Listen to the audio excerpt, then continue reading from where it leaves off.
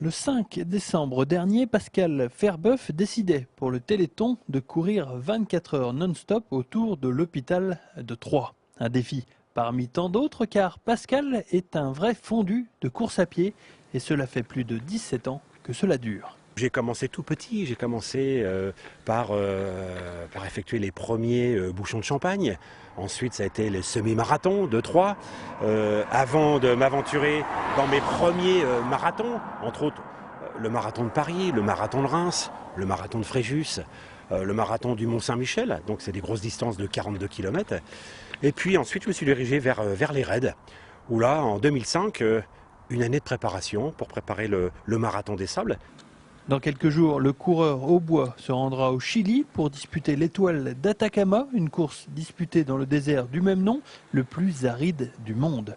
274 km en autosuffisance avec des arrivées en altitude programmées à plus de 4000 mètres. J'aime courir, j'aime ce sport, c'est une course de gestion, de mental, d'endurance, c'est très intéressant. Et puis j'aime le contact aussi humain, faut savoir que pendant ces raids, j'ai la chance de rencontrer plein de gens, puisqu'il faut savoir que, un exemple, au Marathon des Sables, il y a 37 nationalités. Au Niger, nous étions une trentaine d'Autrichiens, d'Américains, de Japonais. Donc c'est assez intéressant de partager cette passion avec d'autres gens de d'autres pays.